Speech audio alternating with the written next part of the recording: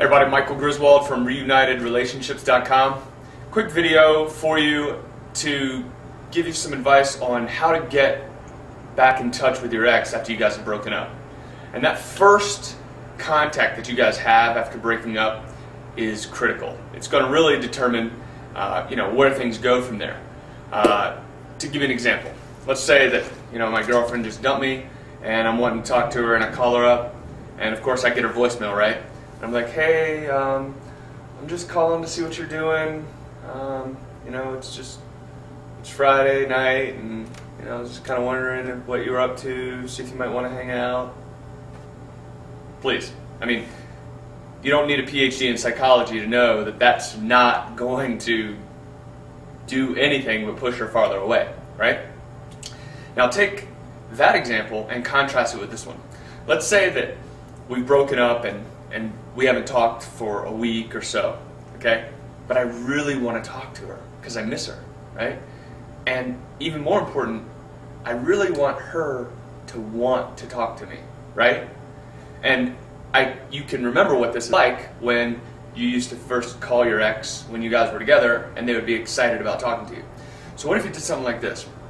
And the way that you frame this is most important, because what you want to do is you want to frame it so that you look desirable. In the example that I just showed you, I look like a loser, right?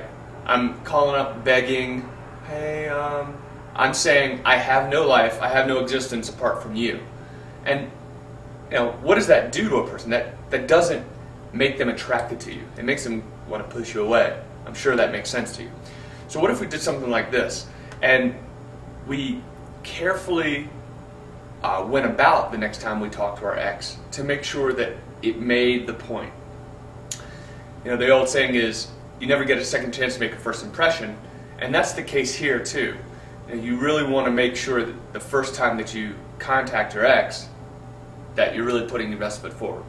So let's say I said something like this, call her up, hey, and you always want to use her name. So in this example, I'm just going to use the name Kelly. I don't date a girl named Kelly. I don't know that I've ever dated a girl named Kelly, but hey Kelly, hey, I was just out last night with this, I met this girl who was super fashionable, super cute, just like you, and we just started chatting, and she mentioned that your favorite store, Anthropologie, was having a sale, and she had on these really cute jeans that made, that she really loved, blah, blah, blah, blah, blah.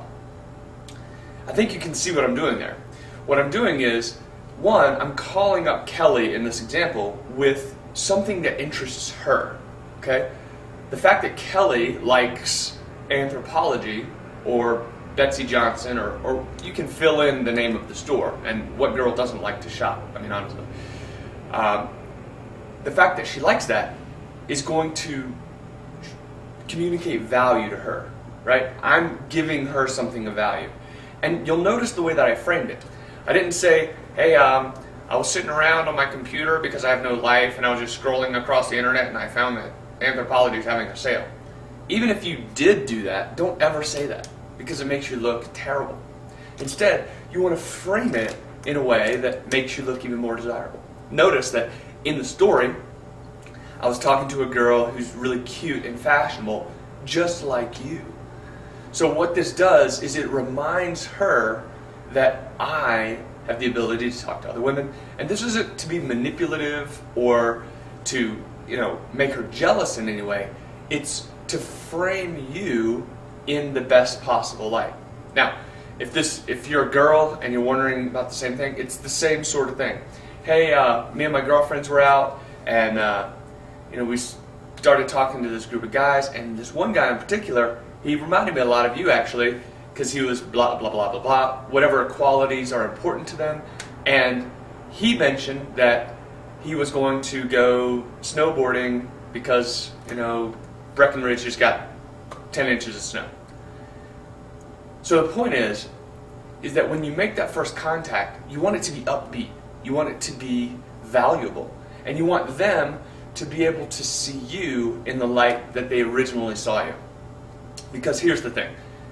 Your ex, if you guys have any history at all, already thinks highly of you. It's just been obstructed by the fights and the miscommunication that you guys have had. So, for more tips and to check out my entire course on how to get your ex back, check out reunitedrelationships.com, and I'll see you next time.